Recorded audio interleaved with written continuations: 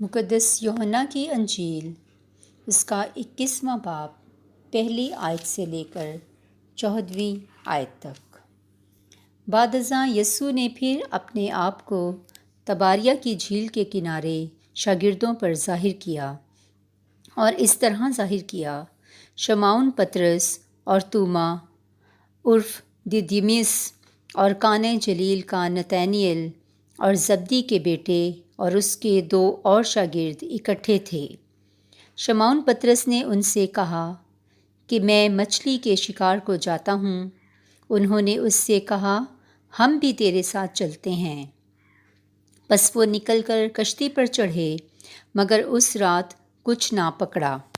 اور جب صبح ہوئی تو یسوع کنارے پر آ کھڑا ہوا، لیکن شاگردوں نے نہ پہچانا کہ یہ یسوع ہے۔ تب یسوع نے ان سے کہا، اے نوجوانوں، کیا تمہارے پاس کچھ کھانے کو ہے؟ انہوں نے اسے جواب دیا کہ نہیں۔ اس نے ان سے کہا، کشتی کی داہنی طرف جال ڈالو تو تم پاؤ گے۔ بس انہوں نے ڈالا اور مچھلیوں کی کثرت کے سبب سے کھینچ نہ سکے۔ تب اس شاگرد نے جسے یسوع پیار کرتا تھا پطرس سے کہا کہ یہ تو خداوند ہے۔ پس شمعون پطرس نے یہ سن کر کہ خداوند ہے، چوغا کمر سے باندھا، کیونکہ 4 جامہ تھا، اور جھیل میں کود پڑا۔ اور باقی شاگرد مچھلیوں کا جال کھینچتے ہوئے کشتی پر آئے، کیونکہ وہ کنارے سے کچھ دور نہ تھے، بلکہ تقریباً 200 ہاتھ کا فاصلہ تھا۔ پس چوں ہی کنارے پر اترے تو انہوں نے کوئلوں کی آگ اور اس پر مچھلی رکھی ہوئی دیکھی، اور روٹی بھی۔ یسوع نے ان سے کہا کہ ان مچھلیوں میں سے لاؤ جو تم نے ابھی پکڑی ہیں۔ شمعون پطرس نے چڑھ کر جال کنارے پر کھینچا۔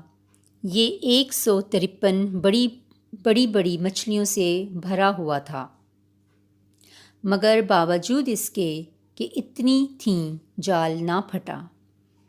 یسوع نے ان سے کہا، آؤ ناشتہ کر لو۔ شاگردوں میں سے کسی کو جرأت نہ ہوئی کہ اس سے پوچھے کہ تو کون ہے، کیونکہ وہ جانتے تھے کہ خداوند ہی ہے۔ یسوع آیا اور روٹی لے کر انہیں دی، اسی طرح مچھلی بھی۔ یہ تیسری مرتبہ تھا کہ یسوع مردوں میں سے جی اٹھنے کے بعد شاگردوں کو دکھائی دیا۔ پاک کلام کے پڑھے اور سنے جانے پر خداوند کی برکت ہو، خداوند کا شکر ہو۔ عزیز مومنین، آج کی انجیل مقدس میں ہم نے سنا کہ یہ تیسری مرتبہ تھا کہ یسوع المسیح مردوں میں سے جی اٹھنے کے بعد شاگردوں کو دکھائی دیتے ہیں۔ عزیزوں، آئیں آج کی انجیل مقدس کی تلاوت کی روشنی میں چند نکات پر دھیان و گیان کرتے ہیں۔ پہلا نکتہ، یسوع المسیح اپنے آپ کو تباریہ کی جھیل پر کیوں ظاہر کرتے ہیں؟ کیونکہ وہ جانتے تھے کہ شاگرد اس وقت مایوسی اور دکھ کی حالت میں ہیں، دنیاوی پریشانی کی حالت میں ہیں، کیونکہ ساری رات محنت و مشقت کرنے کے باوجود کوئی مچھلی پکڑ نہ سکے تھے، اور اس مایوسی کی حالت اور کیفیت میں سے ان کو نکالنے کے لیے خداوند یسوع المسیح ان پر ظاہر ہوتے ہیں، تاکہ ان کے ایمان کو مضبوط کریں کہ میں جو مر گیا تھا، دیکھو اب زندہ ہوں، اور آج اور کل بلکہ ابد تک یکساں ہوں۔ میں کل بھی تمہاری فکر کرتا تھا، آج بھی کرتا ہوں، اور آگے کو بھی بلکہ ہمیشہ تک کرتا رہوں گا۔ عزیز مومنین، دوسرا نکتہ، وہ ان کو بارہا یہ یقین دلانا چاہتے تھے کہ تم شکوک و شبہات اور بے اعتقادی کا شکار مت ہو جانا۔ وہ ان کے شک و شبہات کو دور کرنے کے لیے ان کے ایمان کو مضبوط کرتے ہیں کہ دیکھو یہ میں ہی ہوں جو بدن سمیت جی اٹھا ہوں، آؤ میرے نزدیک آؤ۔ وہ ڈر اور خوف کو دور کرتے ہیں جب وہ کہتے ہیں کہ آؤ ناشتہ کر لو۔